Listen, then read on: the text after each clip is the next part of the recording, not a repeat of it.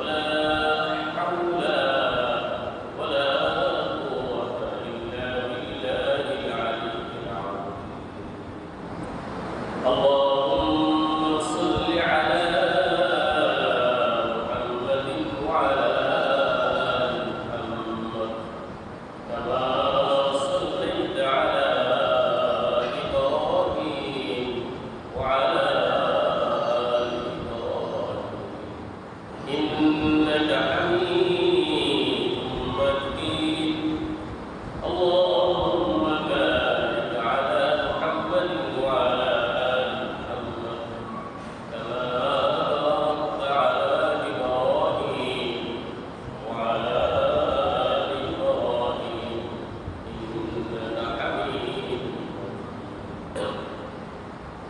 উপস্থিত সম্মানিত ইসলাম প্রিয় দ্বীন প্রিয় কুরআন প্রেমী সুধীবৃন্দ, আল্লাহ সুবহানাহু ওয়া তাআলা অসীম মেহেরবানিতে ব্যস্তময় দুনিয়ার ব্যস্ততাকে পিছনে রেখে মহাগ্রন্থ শাশ্বত গ্রন্থ কোরআনে কারীমের মায়াবী আকর্ষণে আসমানী সর্বশেষ সর্বশ্রেষ্ঠ মহাগ্রন্থ শাশ্বত গ্রন্থ কোরআনে কারীমের বরকতপূর্ণ তাফসীরে আসা বসা সময় দেওয়া সুযোগটুকু আল্লাহ তাবারক ওয়া তাআলা মেহেরবানি করে আমাদেরকে ভিক্ষা দান করেছেন। আপনারা খুশি না বেজার? আমরা আনন্দে উদ্বেলিত হই, রব্বে কারীমের শাহী দরবারে শুকরগুজার হই, অন্তরের অন্তঃস্থল থেকে আমরা উচ্চারণ করি আলহামদুলিল্লাহ, আলহামদুলিল্লাহি রাব্বিল আলামিন। সম্মানিত সুধী, আল্লাহ সুবহানাহু ওয়া তাআলা যাকে পছন্দ করেন তাকে একমাত্র আল্লাহর কালামের আলোচনায় বসার সুযোগ দান করেন। যাদের ভাগ্য ভালো, যাদের নসিব ভালো, যাদের জন্য জান্নাতের আপ্যায়ন প্রস্তুত, জান্নাতের মেহমান যারা, তারাই দুনিয়ার এই জান্নাতি পরিবেশে কোরআনের তাফসীর, পৃথিবীর শ্রেষ্ঠতম স্থান আল্লাহর ঘরে বসার সুযোগ লাভ করে। সম্মানিত সুধী, আজকে আপনাদের সামনে আমাদের ধারাবাহিক তাফসীর সূরাতুল আনকাবুত এর 31 নং আয়াত থেকে 44 নং আয়াত পর্যন্ত তাফসীর হবে, অর্থাৎ সূরাতুল আনকাবুতের চতুর্থ রুকুর তাফসীর হবে ইনশাআল্লাহ। আজকের এই তেলাওয়াত আয়াতগুলোর মধ্যে আল্লাহ সুবহানাহু ওয়া তাআলা বিভিন্ন নবী রাসূলের কাহিনী ঘটনা উপস্থাপন করেছেন। নবী রাসূল তাওহীদের দাওয়াত দিয়েছেন, একাত্মবাদের দাওয়াত দিয়েছেন, সৎ কাজের দাওয়াত দিয়েছেন, আলোর পথে দাওয়াত দিয়েছেন, সঠিক পথের দাওয়াত দিয়েছেন। জাতি প্রত্যাখ্যান করেছে, নবীদের প্রতি তারা বিরূপ মন্তব্য করেছে। ইব্রাহিম আলাইহিস সালামের সম্প্রদায়, নূহ আলাইহিস সালামের সম্প্রদায়, হুদ আলাইহিস সালামের সম্প্রদায়, সালেহ আলাইহিস সালামের সম্প্রদায়, মূসা আলাইহিস সালামের সম্প্রদায়, শুআয়ব আলাইহিস সালামের সম্প্রদায়। আল্লাহ সুবহানাহু ওয়া তাআলা অতীত জাতিকে বিভিন্ন আযাবের মাধ্যমে, বিভিন্ন শাস্তির মাধ্যমে ধ্বংস করে দিয়েছেন, পৃথিবীর ইতিহাস থেকে তাদেরকে নিশ্চিত করে দিয়েছেন। বলেন আল্লাহ সুবহানাহু ওয়া তাআলা সুযোগ দিয়েছেন, ঈমান আনো, সঠিক পথে চলো, ভালো কাজ করো। বারবার নবী রাসূলগণ তাদেরকে বুঝিয়েছেন, তাদেরকে দাওয়াত দিয়েছেন, আহ্বান করেছেন, কিন্তু তারা মানে নাই। এই জন্যই অতীত জাতিকে কওমে আদ শক্তিশালী এক সম্প্রদায় ছিল, কওমে সামূদ শক্তিশালী এক সম্প্রদায় ছিল, জ্ঞানী গুণী প্রাচুর্যে অসাধারণ ছিল, এবং ফেরাউন কারূন আল্লাহ তাআলা এদেরকে ধ্বংস করেছেন। পাপের মাধ্যমে, গুনাহর মাধ্যমে আল্লাহ তাআলা রাগান্বিত হয়ে যান, ক্রোধান্বিত হয়ে যান। অতীত জাতি গুনাহ করেছে, গুনাহর কারণে আকাশ থেকে আযাব নেমে আসছে। এই জন্য আমাদেরকে গুনাহ থেকে সাবধান থাকতে হবে, কোনোভাবে গুনাহর মধ্যে লিপ্ত হওয়া যাবে না। আসুন আমরা সরাসরি তাফসীরে প্রবেশ করি। আউযু বিল্লাহি মিনাশ শাইতানির রাজীম। আমি আশ্রয় চাই আল্লাহর কাছে বিতাড়িত শয়তান থেকে। বিসমিল্লাহির রাহমানির রাহিম। শুরু করছি অত্যন্ত দয়ালু অতি মেহেরবান আল্লাহর নামের সাহায্য কামনা করি। ولو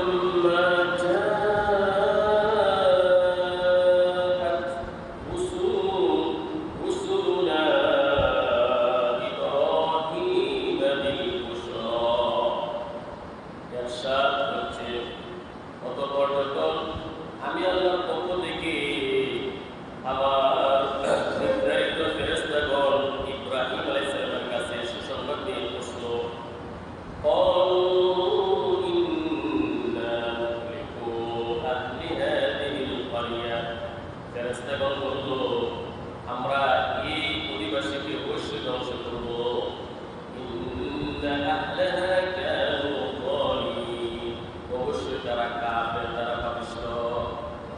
সম্মানিত সুধী, কওমে লূত আলাইহিস সালাম, লূত আলাইহিস সালামের জাতি সমকামী ছিল। পুরুষে পুরুষে যৌন ক্ষুধা, যৌন চাহিদা পূরণ, পুরুষে পুরুষে বিবাহ করত, পুরুষে পুরুষে সেক্স করত। যে নোংরামি, যে ঘৃণিত কাজ পৃথিবীর ইতিহাসে আর কেউ করে। লূত আলাইহিস সালামের সম্প্রদায় তারা ছিল সমকামী। নারীদের কাছে না গিয়ে যৌন চাহিদা পুরুষের মাধ্যমে তারা করত। তারা সমকামী জাতি ছিল। লূত আলাইহিস সালাম বিভিন্নভাবে তাদেরকে দাওয়াত দিলেন, তাদেরকে বুঝাইলেন, কিন্তু তারা মানতে রাজি না। লূত আলাইহিস সালামের তার প্রতি তারা কিন্তু হয়ে গেল। এই জন্য লূত আলাইহিস সালাম আল্লাহ তাআলার কাছে দোয়া করলেন, ক্বালা রাব্বি ইনসুরনি আলাল কওমিল মুফসিদিন। লূত আলাইহিস সালাম দীর্ঘদিন পর্যন্ত দাওয়াত দিলেন, তাদেরকে বুঝাইলেন, কিন্তু তারা বুঝে নাই, মানে নাই।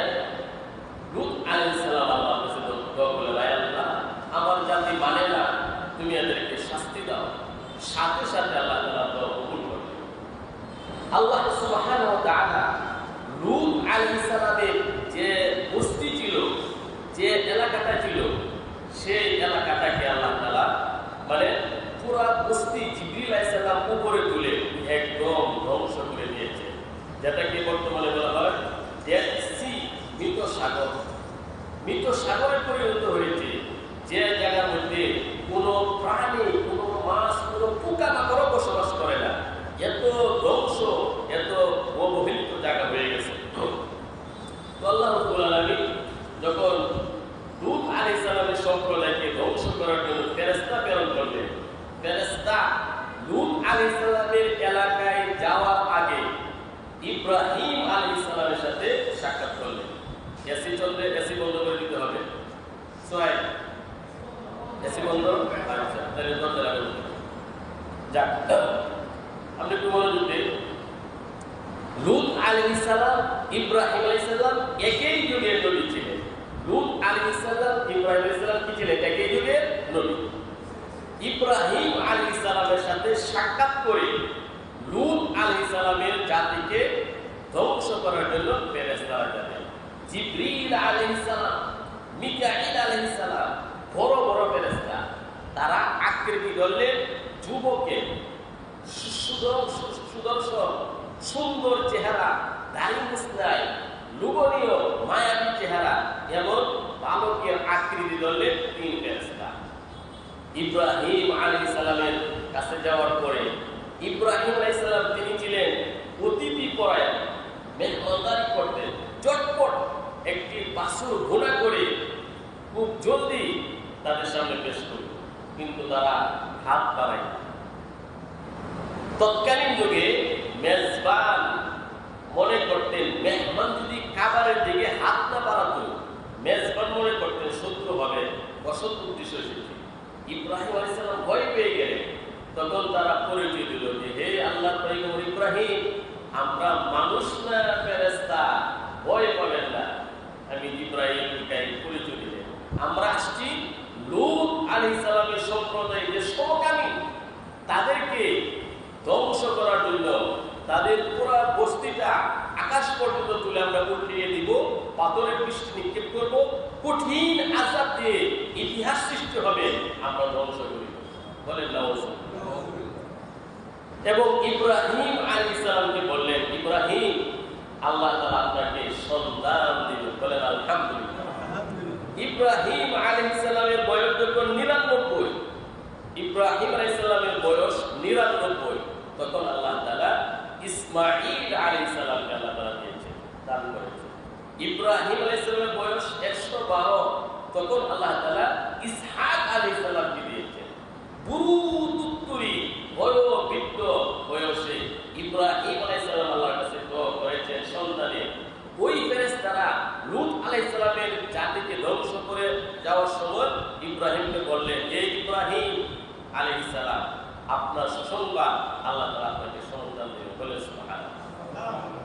এই জন্য ইব্রাহিম আলাইহিস সালাম বৃদ্ধ বয়সে সন্তান পেয়েছেন, বুড়া বয়সে আল্লাহ প্রশংসা করেছেন।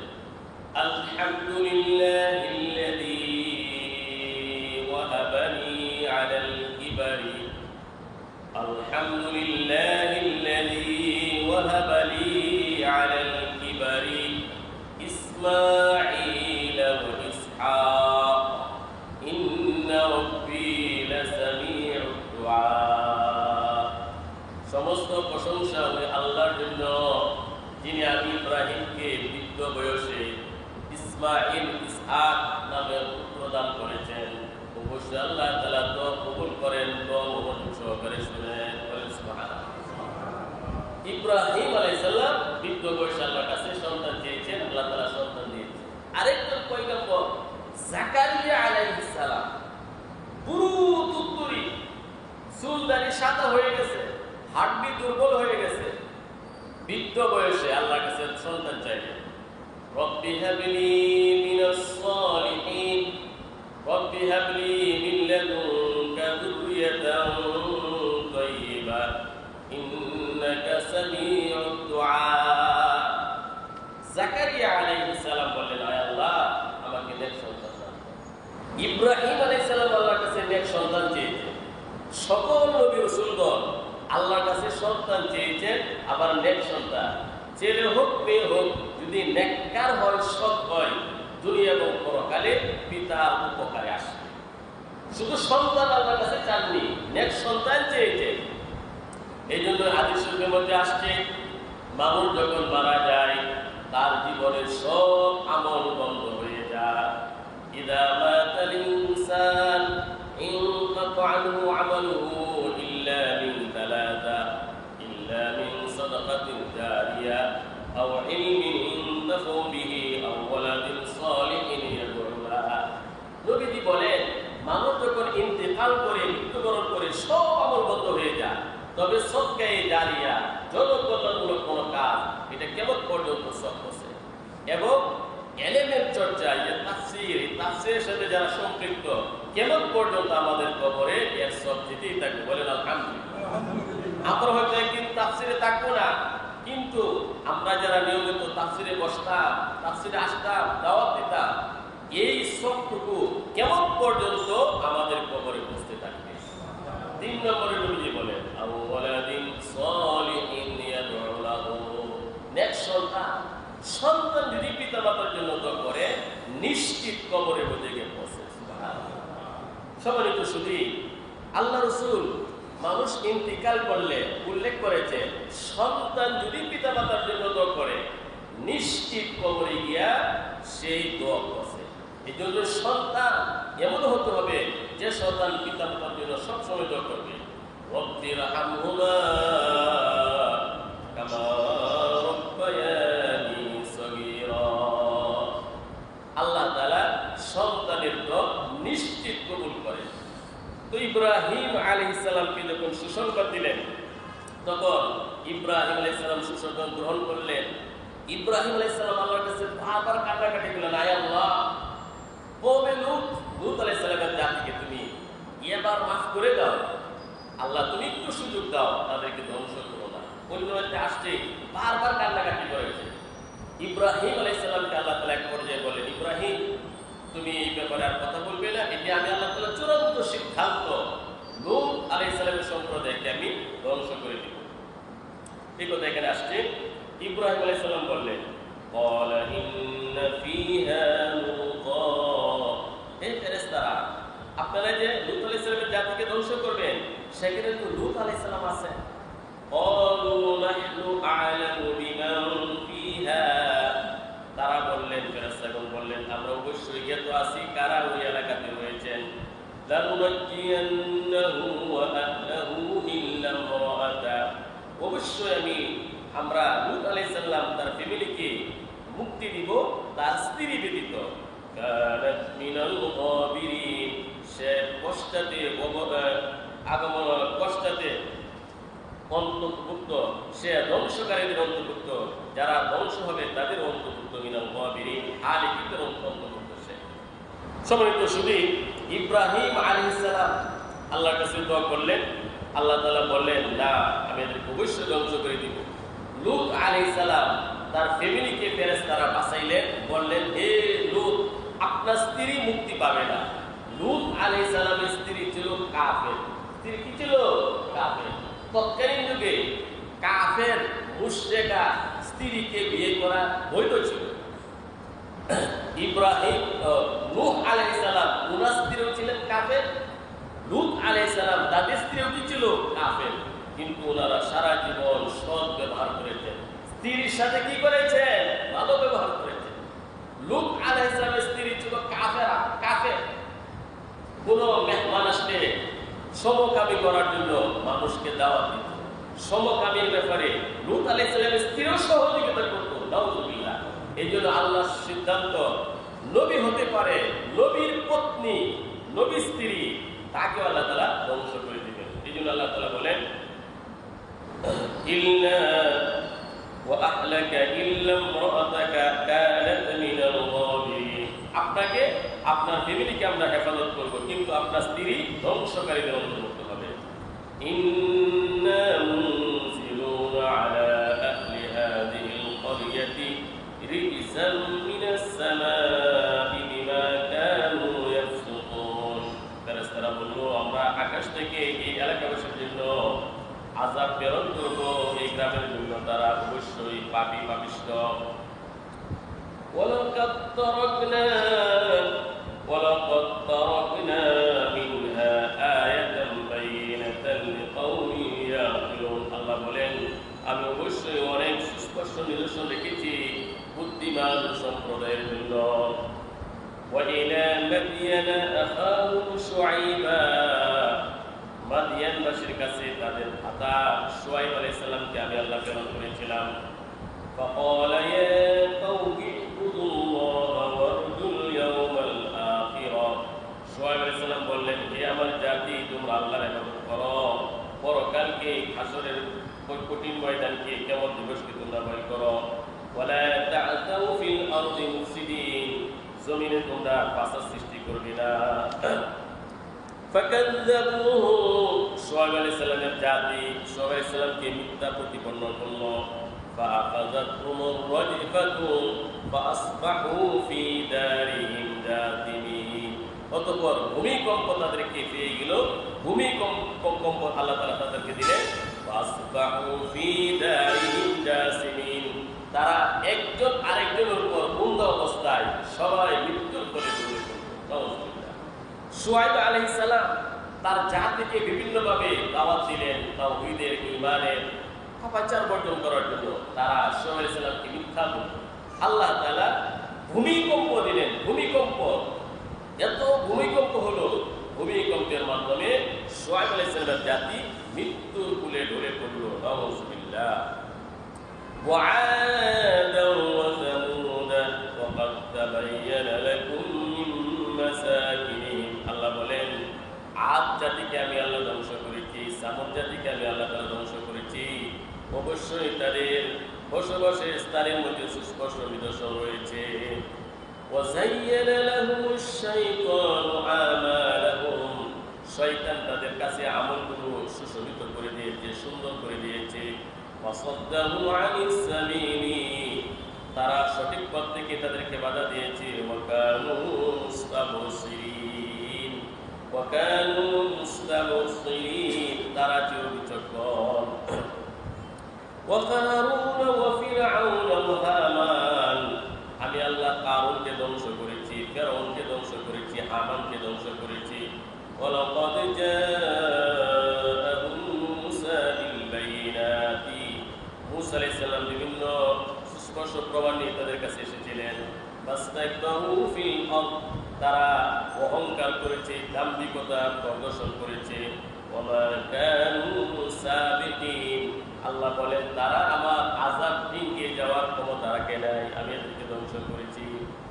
সম্মানিত শুধু আল্লাহ বলেন, আদ জাতি, সামুদ জাতি, কারুন, ফেরাউন, হামানকে আল্লাহ তাআলা ধ্বংস করেছেন। আল্লাহ বলেন, মুস্তাবসিরিন। তারা ছিল বিচক্ষণ। এই যে সামুদ সম্প্রদায়, আদ সম্প্রদায়, কারুন, ফেরাউন, হামান, তারা বিচক্ষণ ব্যক্তি ছিল, বুদ্ধিমান ব্যক্তি ছিল। তারা বুদ্ধা ছিল না, পাগল ছিল না, নির্বুধ ছিল না। দুনিয়ার কর্মকাণ্ডে, সামাজিক কর্মকাণ্ডে তারা জ্ঞানী, গুণী, বিচক্ষণের পরিচয় দিত। তারা যখন ব্যবসা করত, বড় ব্যবসায়ী হয়ে যেত। তারা যখন কোনো কাজ করত, বড় ভালো কাজের পরিচয় দিত। তারা প্রত্যেক কাজে তারা দক্ষ ছিল, কিন্তু ঈমানের ব্যাপারে, ইসলামের ব্যাপারে, তাওহীদের ব্যাপারে, আল্লাহর ইবাদতের ব্যাপারে তারা ছিল অন্ধ। বলে নাউজুবিল্লাহ। এরা ছিল জ্ঞান পাপী, দুনিয়ার সব বুঝে, কিন্তু ইসলামের ব্যাপারে তারা কিছুই বুঝে না। সূরা রুমে আল্লাহ বলেছেন, ইয়ালামুনা যাহিরাম মিনাল হায়াতিদ দুনিয়া ওয়া হুম আনিল আখিরাতি হুম গাফিলুন। দুনিয়ার ব্যাপারে খুব ভালো বুঝে, আর পরকালের ব্যাপারে একদম গাফিল। দুনিয়াটা খুব বুঝে, এক টাকা লাভ হবে এটা খুব ভালোভাবে বুঝে, কিন্তু জামাতে নামাজ পড়লে যে সব হবে, মসজিদে পায়ে হেঁটে আসলে যে সব হবে, তাফসীরে বসলে সব হবে, এই ব্যাপারে তারা খুব অজ্ঞ, কিছুই বুঝে না। আল্লাহ তাআলা বলেছেন, তো আল্লাহ তাআলা বলেন, এই যে সামুদ সম্প্রদায়, আদ সম্প্রদায়, কারুন, ফেরাউন, হামান, তারা বিচক্ষণ ব্যক্তি ছিল, জ্ঞানী গুণী ছিল। দুনিয়ার ব্যাপারে তারা অনেক বড় বড় কিছু ছিল, আর দিনের ব্যাপারে তারা ছিল অজ্ঞ, তারা ছিল অন্ধ, তারা ছিল জ্ঞান পাপী। এই জন্যই আল্লাহ সুবহানাহু ওয়া তাআলা এদেরকে বিভিন্নভাবে ধ্বংস করেছেন। এখন আল্লাহ তাআলা বলেন, ফাকুল্লান আখাযনা বিযামবিহি, আমি প্রত্যেককে তাদের গুনার কারণে ধ্বংস করে দিয়েছি, পাকড়াও করেছি। প্রত্যেক জাতিকে ফাকুল্লান আখাযনা বিযামবিহি, তাদের পাপের কারণে, গুনার কারণে আমি এদেরকে পাকড়াও করেছি, ধ্বংস করে দিয়েছি। فمنهم من أرسلنا عليه حاصبا, তাদের মধ্যে কতকে আমি হাসিবা, পাথরের বৃষ্টি দিয়ে, ঘূর্ণিঝড়, ঝড় তুফান, পাথরের বৃষ্টি দিয়ে আমি ধ্বংস করেছি। কওমে আদকে আল্লাহ তাআলা পাথরের বৃষ্টি দিয়ে ধ্বংস করেছেন। ومنهم من أخذته الصيحة, তাদের মধ্যে কাউকে আমি বজ্রধ্বনি, বজ্রপাত, বিকট শব্দ দিয়ে আল্লাহ তাআলা ধ্বংস করেছেন। সামুদ সম্প্রদায়কে আল্লাহ তাআলা বিকট শব্দ দিয়ে, বজ্রধ্বনি দিয়ে আল্লাহ তাআলা ধ্বংস করেছেন। ওয়ামিনহুম মান কাসাফনা বিহিল আরদ, কতকে আমি জমিনে দোষিয়ে ধ্বংস করে দিয়েছি। কারুনের সম্পদ সহ, তার জনগণ সহ সবাই মাটির মধ্যে যে ডেবে গেছে, এখনো তারা মাটির তলেই দিতেছে। সুবহানাল্লাহ। আল্লাহ নবী বলেন, কিয়ামত পর্যন্ত তারা মাটির তলে ডাব দিয়ে থাকবে, মাটি তাদেরকে ধসিয়ে ফেলেছে। ওয়ামিনহুম মান আগরাকনা, আল্লাহ বলেন কতকে আমি পানিতে ডুবিয়ে নিমজ্জিত করেছি। ফিরআউন এবং নূহ আলাইহিস সালামের সম্প্রদায়কে আল্লাহ তাআলা পানিতে ডুবিয়ে হত্যা করেছেন। ওয়ামা কানা আল্লাহু লিয়াযলিমাহুম, আল্লাহ তাআলা তাদের প্রতি কোনো ধরনের অবিচার করেননি, জুলুম করেননি। ওয়ালাকিন কানু আনফুসাহুম ইয়াযলিমুন, বরং নিজেরাই তারা পাপী ছিল, গুনাহগার ছিল। সম্মানিত শুধু আল্লাহ তাআলা বলেন, সামুদ সম্প্রদায়কে আমি ধ্বংস করেছি আমি পাথরের বৃষ্টি দিয়ে, কওমে আদকে আমি ধ্বংস করেছি পাথরের বৃষ্টি দিয়ে, সামুদ সম্প্রদায়কে ধ্বংস করেছি বজ্রপাত দিয়ে, কারুনকে আমি ধ্বংস করেছি জমিনের মধ্যে ধসিয়ে দিয়ে, ফিরআউন নূহ আলাইহিস সালামের সম্প্রদায়কে পানিতে ডুবিয়ে আমি হত্যা করেছি, বিভিন্ন শাস্তি দিয়ে আমি জাতিগুলোকে ধ্বংস করেছি। আসলে তারা ছিল পাপী। কি ছিল? তারা গুনাহগার ছিল। আমি আল্লাহ তাআলা কোনো জুলুম করিনি। সুবহানাল্লাহ। তো গুনার মাধ্যমে আল্লাহ তাআলা রাগান্বিত হয়ে যান। বন্ধু যখন গুনাহ করে আল্লাহ ক্ষিপ্ত হয়ে যান, রাগান্বিত হয়ে যান, ওই সমস্ত জাতিকে আল্লাহ তাআলা পাপের কারণে ধ্বংস করে দিয়েছেন। কিয়ামত পর্যন্ত আল্লাহ তাআলাকে ধ্বংস করবেন, কিন্তু আমরা শ্রেষ্ঠ নবীর শ্রেষ্ঠ উম্মত, এজন্য আল্লাহ তাআলা আমাদেরকে আকাশ থেকে পাথরের বৃষ্টি দেন না, ভূমিধস দেন না, বিকট শব্দ দেন না, নবীর উসিলায়। বলে সুবহানাল্লাহ।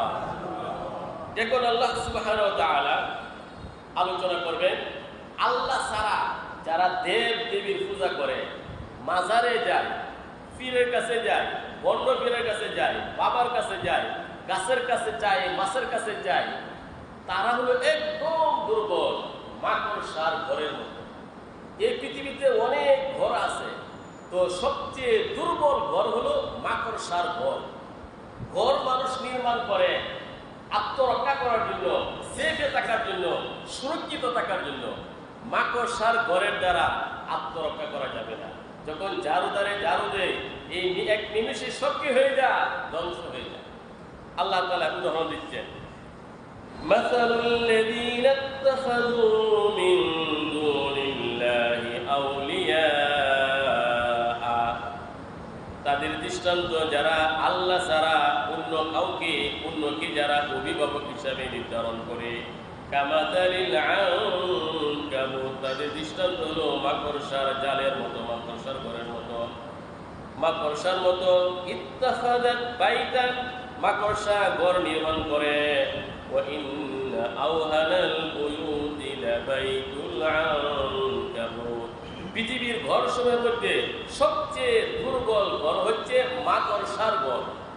লাউ কানু ইয়ালামুন, যদি তারা জানতো, তারা যদি জানতো, ইন্নাল্লাহা ইয়ালামু মা ইয়াদউনা মিন দুনিহি মিন শাই, অবশ্যই আল্লাহ তাআলা জানেন আল্লাহকে ব্যতীত তারা কাকে কাকে ডাকে। ওয়া হুয়াল আজিজুল হাকীম, আল্লাহ তাআলা তিনি মহাপরাক্রমশালী, মহাপ্রজ্ঞাময়। ওয়া তিলকাল আমসালু নাদরিবুহা লিন-নাস, ওই সমস্ত দৃষ্টান্ত মানুষের উপদেশের জন্য দেওয়া হয়েছে।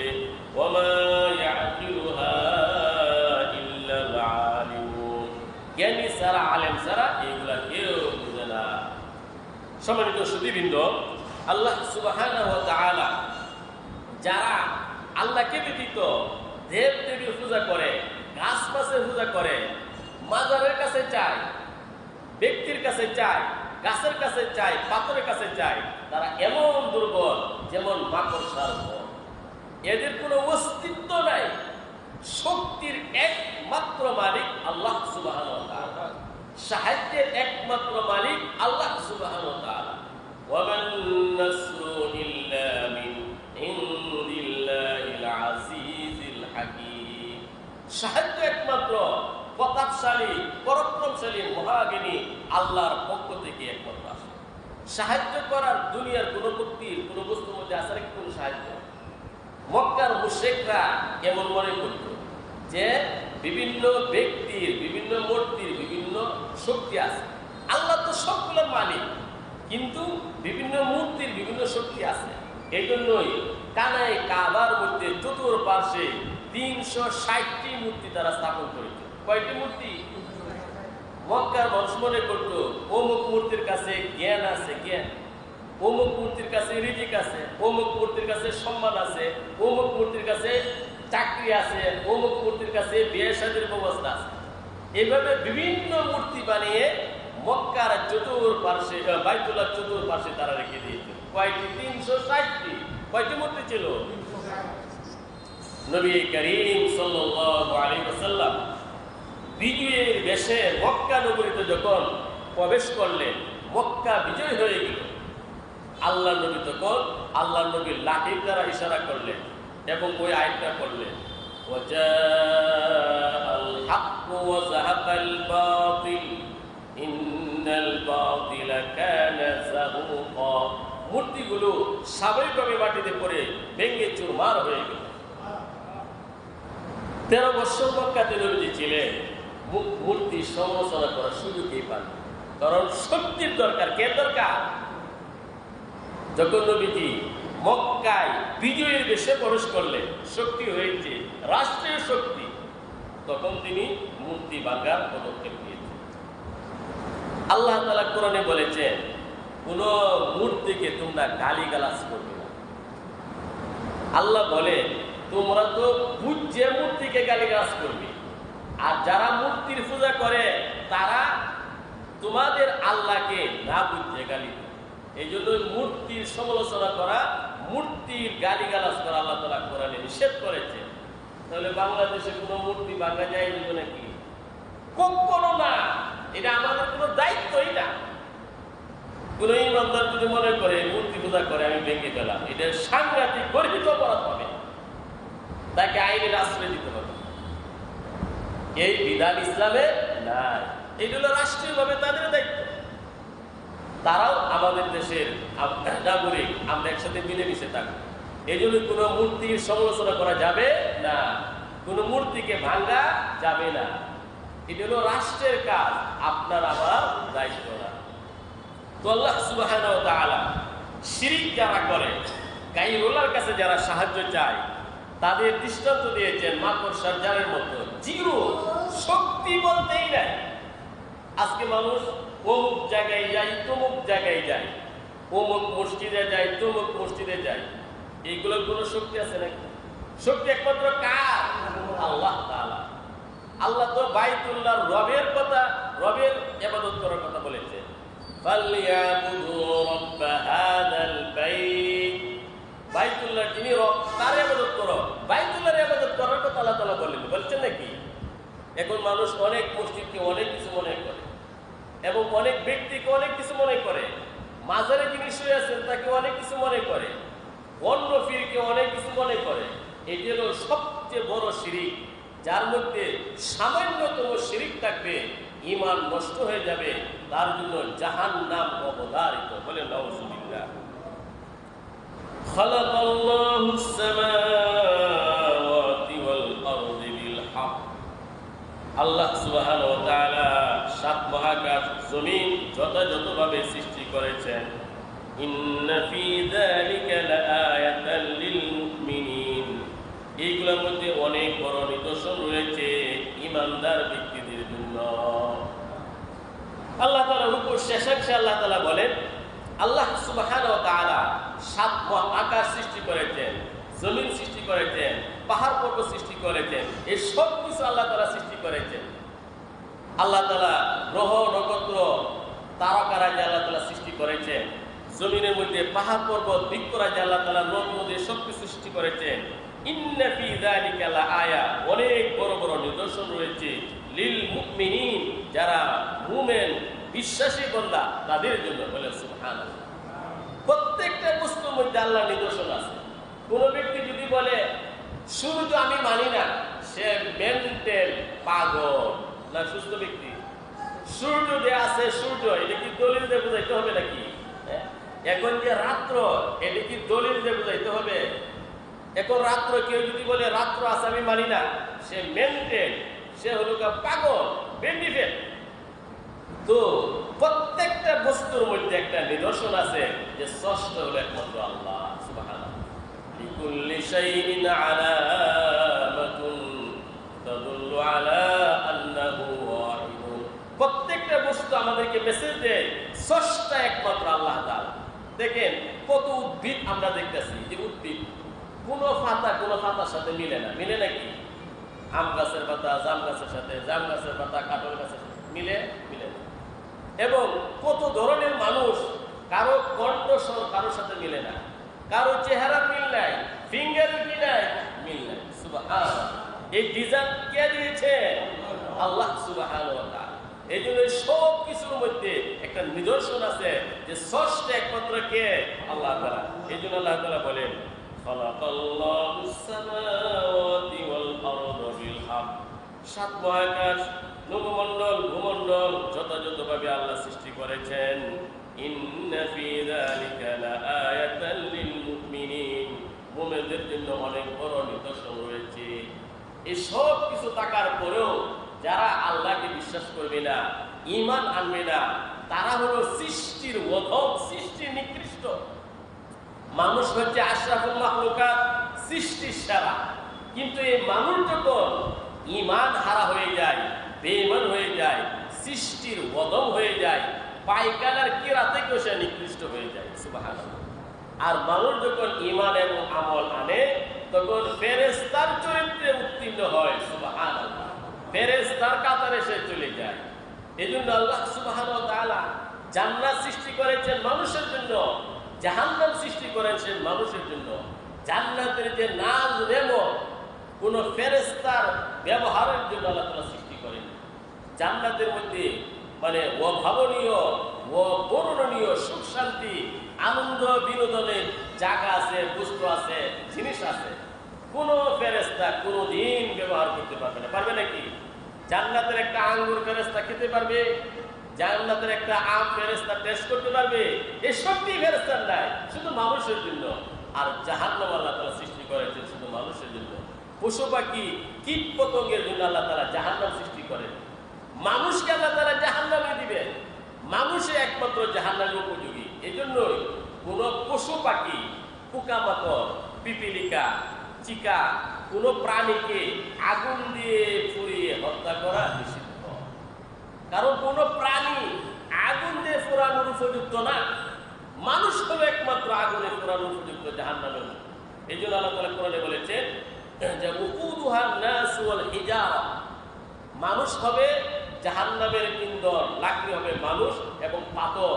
এক ধরনের পাথর আছে যে পাথর খুব বেশি জ্বলবে, আগুন খুব হিট হবে, ওই পাথর এবং মানুষ জাহান্নামের মধ্যে জ্বলবে।